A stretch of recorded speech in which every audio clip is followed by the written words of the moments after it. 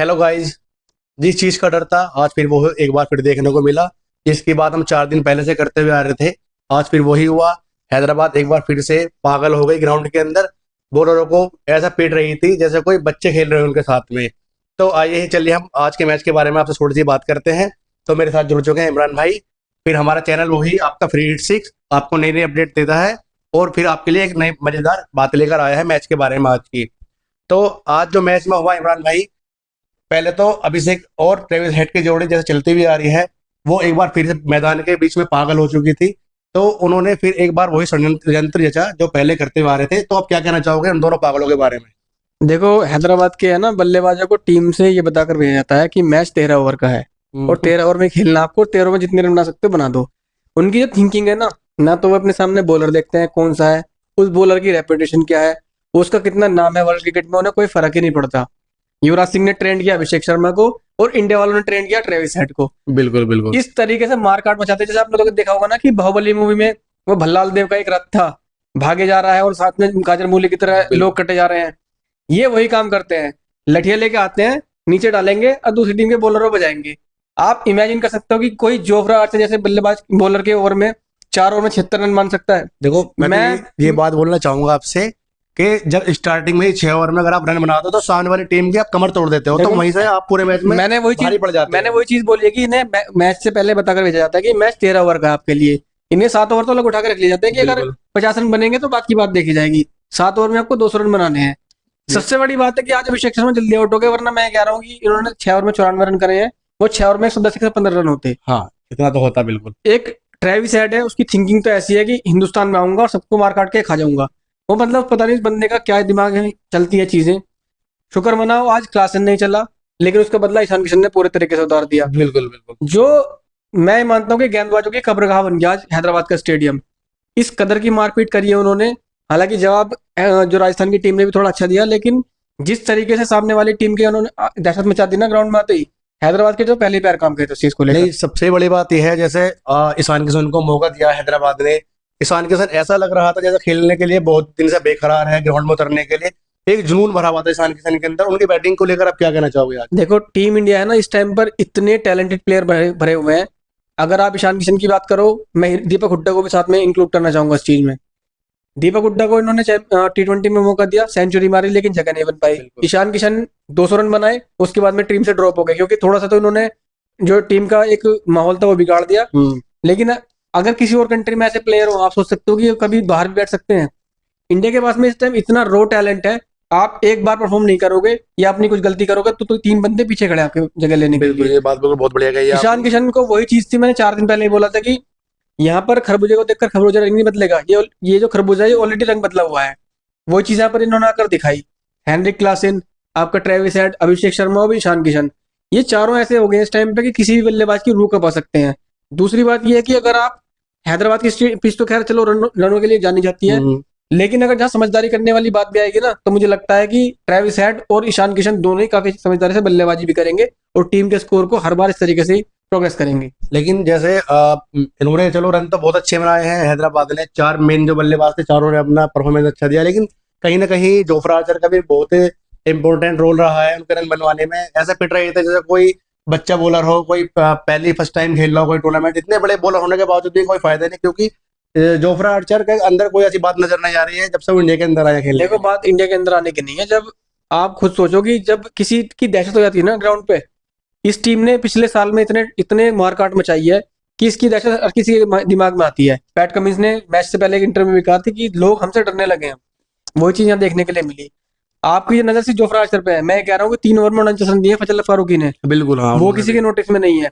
अगर 44 रन देकर 3 विकेट तुषार देशपांडे ना लेते तो मैं कह रहा हूँ कि 300 रन तो बन ही जाते। बिल्कुल और सही कहा मैं आपने। अभी भी ये बोलना चाहता हूँ कि ये टीम ऐसी है कि इस टूर्नामेंट में 300 रन कम से कम 2 बार बनाएगी, हाँ। क्योंकि अभी हेनरिक क्लासन चले नहीं है। चले नहीं यार। वरना ये रन तो अभी भी 15-20 रन तो और जुड़ जाते इस चीज में। नहीं, देखो सबसे बड़ी बात, आप मैच वहीं हार जाते हैं जब आपके 4 मेन बॉलर 50 रन से ऊपर रन दे रहे हैं एक अपने 20 ओवर के मैच में। तो कहीं ना कहीं हमारी कमर वहीं टूट जाती है, जिस वजह से राजस्थान को उसका खामियाजा भुगतना पड़ा।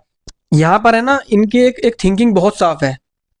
चाहे विकेट गिरे या ना गिरे, पहले जाओ 6 ओवर और जितने रन लूट सकते हो लूट लो। अगर ट्रेविस हेड को देखकर तो वैसे भी इस टाइम पे हिंदुस्तान की हाँ। पूरी जनता ही मतलब परेशान रहती है।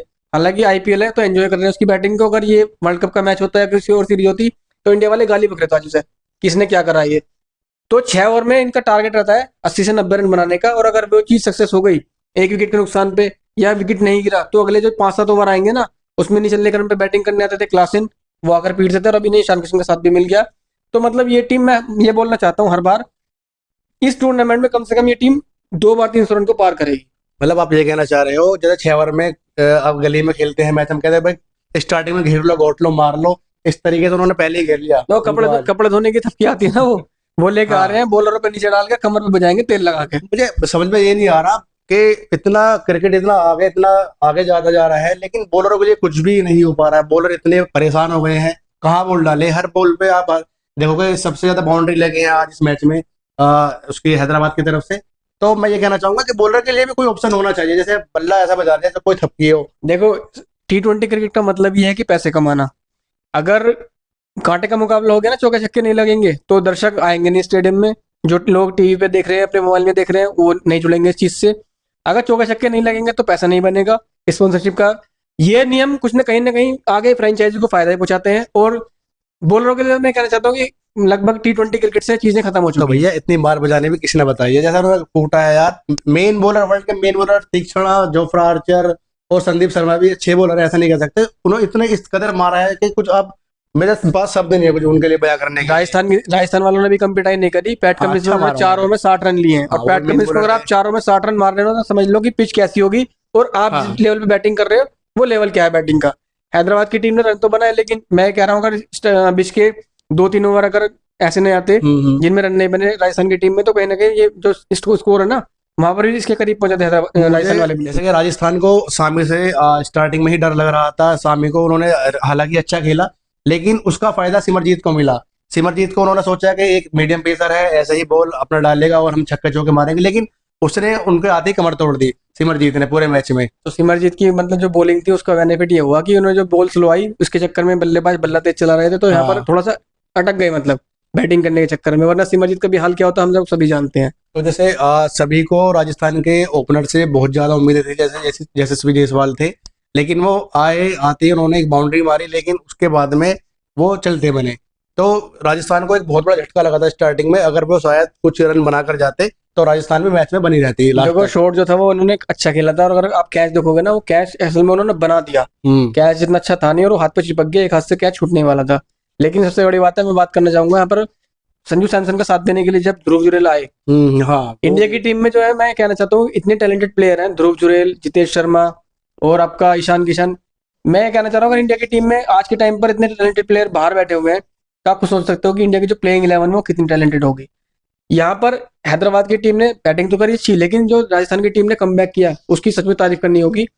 संजू सैमसन ने अच्छे रन बनाए, ध्रुव जुरेल ने बहुत अच्छी बैटिंग करी। हाँ। अगर ये दोनों एक साथ आउट ना होते, तो शायद कहीं ना कहीं इस स्कोर के भी बहुत नजदीक पहुंच जाती शायद अगर राजस्थान की टीम। इनमें से दोनों में से कोई शतक कर लेता, लास्ट तक थोड़ा खेल जाता, तो हो सकता था कि राजस्थान आज जीत जाती मैच। बीच के 2-3 ओवर का नुकसान इन्हें हाँ। उसी चीज का हुआ कि इन्होंने बहुत जो 2 ओवर थे वो स्लो खेल दिए, 3 से 4 रन एक ओवर 13 ओवर में 3 रन आए, 14 ओवर में 4 रन आए, जिसका उन खामियाजा ना उन 2 ओवरों को इन्हें खामियाजा भुगतना पड़ा है। लेकिन अगर आप देखो, पैट कमिंस को भी उन्होंने बहुत बुरे तरीके से मारा है।